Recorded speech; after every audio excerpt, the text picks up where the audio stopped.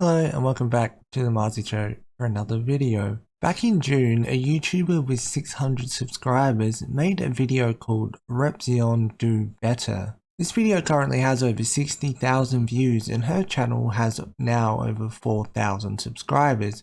Despite her small following at the time, this video caught the attention of Repzion and at least one person he knew. The creator of that video is called Kales and this video is going to talk about that situation. The videos I'm going to cover are the original Repzion Do Better video and the two follow-ups, my response to the backlash and time to move on from Repzion, and Repzion's recent response to her original video and her community post responding to that video. Early on when the Creepshow art drama was just starting out, there was some hope that people who were close to her or had supported her would speak out or speak up, or denounce her alleged actions and not just ignore it. One of these people was Repzion, who people assumed had contact with her and in turn thought it would be good for him to draw attention to it and her action. Which makes sense, although producing a video of his standard in such a short time at the start of a controversy doesn't seem like the best idea, but speaking out against it would save face, as silence can say a lot, as they say. Kales' video goes over the response Repzion had on Twitter about it, in which he says that he hadn't seen all of Emily Artful's video, but it seemed too much like speculation. Unfortunately, Kales doesn't show the receipts to back this up, although Repzion did, and nothing can actually be fully checked because his Twitter is currently private. I'm going off what has been presented in the videos that I watched. Kales also mentions that Repzion did a Twitch stream where he spoke about Shannon for half an hour, which she points out is nowhere near his biggest platform. So denouncing it in a place where you have a 700k plus follower difference isn't going to help when you tell people that you addressed it, even if you did. And that video is not archived on his Twitch channel either, to my knowledge. I'm not even sure it exists anywhere unless he has a copy. And also the comments about his Twitch being in sub mode are not overly relevant to this, because if you go to his videos and his Twitch, it only goes back like 2 months, I think, and this Creepshow art video is not there. While Kales' video is quite opinion based in parts, I do agree that if you stay silent on a topic, regardless of if it's on YouTube or Twitter, or don't denounce it, then people will assume you agree with it, regardless of if you do or not. And saying you hadn't seen it all because you were on vacation is kind of valid, although that point of being on vacation it's not shown in any of the screenshots that Repzion provided, although Kales later admitted she knew he was on vacation but didn't think it was important to mention. I know it's also a bit of a nitpick, but why wouldn't you turn off Twitter notifications for your vacation? In saying that, I wouldn't want to have the amount of people that he has in his audience. The amount of pressure in that would be tricky. And yes, I know that he watched the Emily Artful video on a plane. Kales also talks about how Repzion spoke about how his audience doesn't dictate his content. And while I agree that you shouldn't be pressured from your audience about your content, are you trying to tell me that in those 47 inaction videos that Repzion didn't feel any obligation or pressure to make any of those videos because they were successful? Or maybe he used to feel obligated but he doesn't anymore. Who knows? I don't fully agree with everything Kales says in this video, but I agree that Repzion probably should have denounced Shannon's behaviour, even if he just said if the Creepshow allegations are true, then that's not good and I don't agree with her alleged behaviour, or something like that on Twitter, or a YouTube community post. I think it was unrealistic to expect him to make a video so soon though, and I think that he was right in waiting to make a video about the situation. Commenting your thoughts on a video you haven't entirely seen that is about serious allegations against someone that people believe you're friends with, and then saying you won't cover it because so many people are asking you to, is, in my opinion, the wrong move in this situation. This isn't everything Kales said, it's just a brief overview. A Repzion Do Better video will be linked in the description if you're curious. Kales followed up this video with a video entitled My Response to the Backlash, which unlike the previous video is her narrating over her own art, which was a nice visual to have while hearing her talk. The title of the video is quite self-explanatory. She runs through her recent videos about Creepshow art at the time and how she was overwhelmed by the response. So she used to get about 50 people watching a video and a couple of her recent videos at the time had over 30k views and a lot of comments, which is a big jump, and I would be overwhelmed too. In fact, I have been recently during my own coverage of the Creepshow art situation. She makes an interesting comment about how some creators who have been on the platform for a long time, who maybe started in their 20s or late teens, haven't really grown in the way that they react to things, including blocking people who disagree, for example, and essentially acting immature, which, as I said, is interesting. Sure, there's people who are old enough to know better who can't take criticism, but piling them together is a bit of a strange way to go about it, although it is clarified in the pinned comment where she says, "Hi guys, I've taken into the account the comments of me talking about 30-year-old YouTubers and I want to apologise to those who were offended. It was not my intent to lump all 30-year-old YouTubers into one group and make you feel ancient. After doing some thinking, I think I found a better way to explain what I meant with this comment. Being in their 30s isn't what made them immature or go off the rails. It was that they've been on YouTube long enough to grow and that they may have become a bit cocky. It was a span of time on YouTube and massive audiences, not their ages themselves. And while I grew up believing the older you got, the more mature they would be, the actions of people who are older than me has really just pointed out that this is not the truth. I wish it was that way. I've seen some comments attacking me, myself for my age, saying I seem young, so I must have no experience. It seems to have your age turned on you, and I know that now. Believe me, I've been through things, but I don't put them on YouTube because I don't want to hurt my family members or friends by sharing certain details of my life. I hope you guys can understand that, like many of you, I'm still learning." She also talks about how the recent attention to her content has changed her ideas on what kind of content she wants to make, which makes sense. She also goes on to mention how people have warned her about how her video may result in her being doxxed, according to a comment, and how she's now hesitant about opening up about her life and making the kinds of videos she used to make or had plans on making because of that. Once again, this video will be linked in the description if you want to watch it.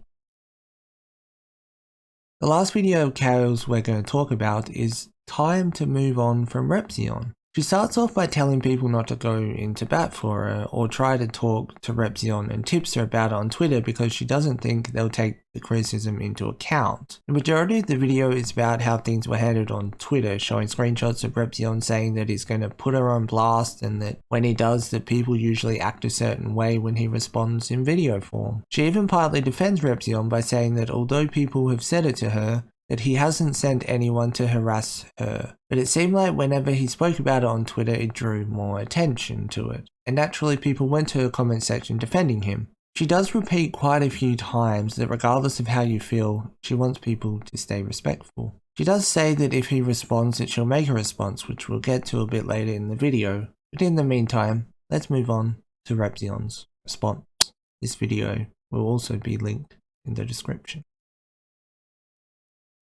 A few days ago, Repzion uploaded the Creepshow art files. The section at the end of the video is dedicated to Kales Brown, nearly a third of the entire video. It goes through her first video, Repzion Do Better. It starts off by saying that she didn't do research and spread misinformation. Plays clips of her video and then talks about it. It starts off with the tweets about Emily's video that are still publicly available, which Kales said they weren't. They show he said that he didn't finish it and it was too much speculation, although he does say in the video he was also on a plane and on vacation, which isn't shown in the screenshots. The screenshot reads, by the way, "I'm pretty much exactly where I was before watching, because almost everything new was speculation of her involvement. Still looks like she was at least involved in a lot of what's happened, but the evidence and valuable information is so scarce." To which Repzion said, "I didn't finish it, too much speculation for me." But the response and said, "Lamal, there's receipts and you choose to ignore it, whatever man."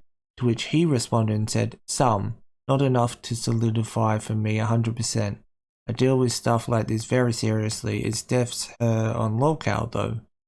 They responded and said, "So do you honestly think Emily is just making this up for clout?" To which he said, "I don't know, I'd rather play the wait game before I jump the gun with definitive answers." He then goes on to say that Emily backs him up saying it's speculation, as he plays a clip from Emily where she says that. except he made that comment without seeing the full video at the time. Also, if it's definitely shown like you say, then I hope you denounced that behaviour at the time. I don't know if he did or not, even the screenshot shows his Twitter is private at the moment, which is a bit ironic after saying people usually private videos and such after he responds to them, yet he privated his Twitter before he responded to the video.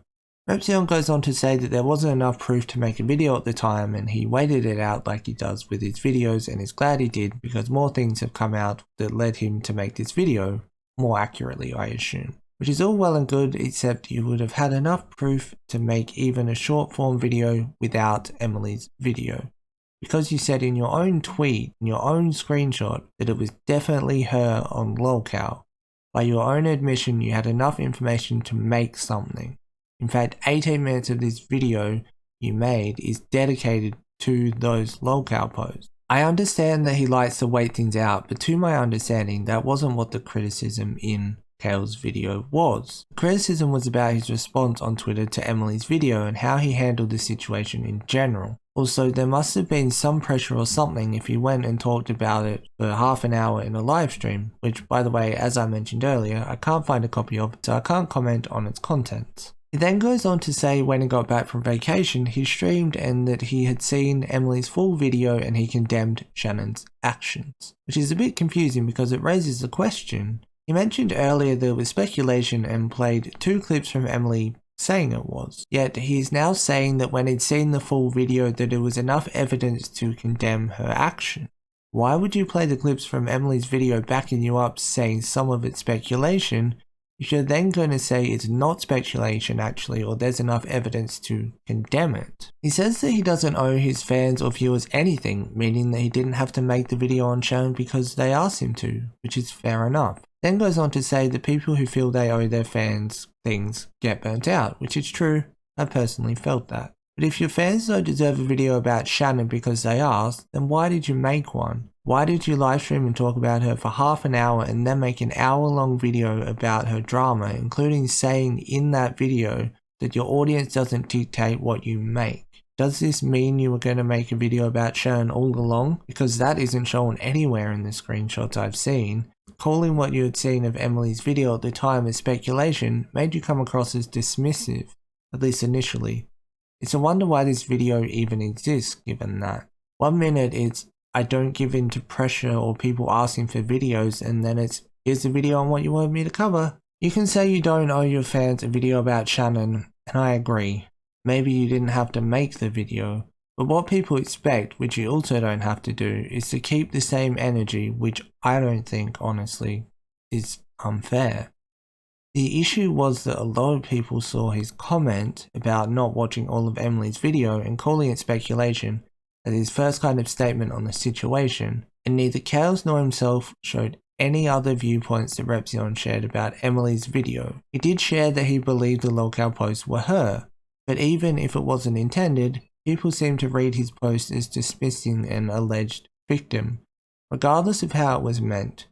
And while he can't control people's interpretation, it in turn wouldn't be fair to be upset if people misinterpreted something that you potentially didn't clarify. And yes, he said that he simply didn't know, which makes sense because he didn't have full context at the time. Him responding to her and saying what involvement, we've already seen my association with her, is a strange approach to respond to someone by stating something you've said earlier in a video that was made months after the video you're responding to, like they knew all this information. Sure, with what you provided, Kales got the part of that video wrong, about you being good friends with her. But it has been said by you in this video that you played Among Us with her on someone else's stream twice, promoted one of her videos about inaction, and had several conversations in DMs on Twitter and Discord. I don't think it's unfair to assume that given that you had a few mutual semi-friends as you called them, that you knew Shannon better than the average viewer. Maybe not on a good friends level, but this doesn't make her entire video invalid. And honestly, if you change your mind between watching some of Emily's video and watching all of it, why can't Kales make an assumption based off what she knows or found? You assumed it was speculative of Emily when you didn't have all the information to go off, and Kales assumed you were good friends with Shannon when she didn't have all the information to go off either. I do agree with Repzion that constantly talking about abusive situations is draining on mental health, which is the main reason why I stay clear of it almost all the time. Although this point is valid, it's not what Kales was saying. There was never any suggestion to risk your mental health over it. I do also understand if Repzion is making more of a blanket statement, as he does say that his semi-friends were involved and it's not fun to talk about, which makes sense. It's a bit too close to home. Except for the fact that he commented about Emily's video at the time and said that he believed the lolcow post was Shannon, implying he had in part read them or read about them. And as I mentioned earlier, 18 minutes of this video is going over those lolcow posts. If you're willing to make a comment about Emily's video on Twitter, it doesn't come across that it would be too much for you to make a blanket statement about Shannon, even if it was just about the lolcow post. Make a blanket statement about that. Done. Simple. Copy and paste it to your YouTube community tab so people don't harass you saying you didn't say anything, or at least that's what I would have done. But you know, your fans don't dictate what you do. The argument of Repzion should make a video because he has a large audience, and his response to that is something that I also agree with in part. I don't think that people, even Kales in this case, would be satisfied with Repzion just retweeting Ready to Glare's video and tweeting a response to it, like he shows in the screenshot in his video. I once again can't check if there were more because he conveniently privated his Twitter before this video went out. But what I can say is that retweeting this to your 40k followers is good, 40k more than none, and it would have had a positive impact. Although there is no single post bringing awareness to this or anyone's video about it on your YouTube community tab, which has the potential to reach up to an additional 700,000 people, though he rarely posts on his community tab in general. Also, yes, pre-recorded videos are a thing, as he said. There's a good chance that the Trisha Paytas video that Kales refers to was recorded before the Shannon stuff came out, and the release date for that was purely coincidental. He then goes on to explain about how many subscribers he has and the pressure and how he has so many emails. He talks about Kales and the disconnect, but what about the disconnect from Repzion? We're not talking about numbers as a flex, as you say, you're talking about it to try and give an understanding of the pressure you're under and that kind of thing, which is where my 2 cents are gonna come into this. As if it hasn't already, it's probably $1 by now. But trying to tell someone who's a smaller creator that they don't understand because of the amount of emails and messages you have shows disconnect on your end. Many content creators face the same pressures content-wise. Maybe they don't get hundreds of emails a day or thousands of comments on a video, but what they do have is pressure. People asking them to make certain videos, people reaching out in DMs saying this, saying that, commenting. They have people that they have to get back to in the comment section, in DMs, and if they don't want to get back to them, then chances are they see it, like you see your thousands of emails. On top of that, maybe they want to grow their channel. A lot of pressure comes from figuring out what works and what doesn't, what resonates and what doesn't, and everything in between. Just because you have that in droves doesn't give you the high horse. I am of the opinion that the pressure in content creation is a universal thing and not something to try and get on a high horse over. Kales even said that she understands you're under pressure from viewers to cover videos. I don't know enough about the claims he has a team to comment on that. I did see a comment that said he has a manager, but I don't think even if that was true that it would take away from his point. There's enough interaction on his social media and YouTube comments, emails, etc. that even if he had a team, it would be near impossible to ignore it all and not feel some sort of pressure to some degree, which I think is common in all content. Then he goes back to his conversation about how she doesn't understand content creation, despite her herself having made content for a couple of years. You may not have a team of people, but there's people who do. Her getting this wrong does not mean that she doesn't understand how content creation works. This means she doesn't have a complete understanding of how you make your video. Sure, maybe her implying you have a team to make it seem like it isn't as stressful as it actually is for you isn't the best thing. But if I said to you, what program did she use to edit, and you hypothetically said the wrong program, that does not give someone the right to say that you don't understand how they make videos. I know it's not the same thing, but hopefully it makes some sort of sense, but maybe it's a really bad analogy or comparison. I don't know. He also goes on to talk about how people say to him that he said such and such, indirectly implying that that was Kales doing, which I don't think is the case at all. There's also nothing in this response that implies he's in any way in the wrong, not a hint of taking responsibility for anything. Even if it was misrepresented in Kales' video, there's no sense of, I see why it could be seen that way. It's all about how wrong it is and how wrong Kales' video is. Also, I know I was talking about the video in some sort of order, but I find it odd how he said it was full of misinformation at the start of the reaction, yet says a while later that this is his live reaction to the video. So maybe that was put in afterwards. Who knows? There'll be a link in the description to his video as well. Last but not least, let's talk about Kales' community post responding to the video. First I'll read it and then I'll share some thoughts. Kales Brown, 2 days ago. My thoughts. There are tweets I said were deleted in the video that are still up. I couldn't find them when I was looking for them. Maybe because they were buried, maybe because I'm not good at stalking someone's account. I assume they got deleted. That is my fault and I can accept that. I thought that he had previously mentioned having a manager, so I assumed he had a team. That is my fault too, and I'll admit that.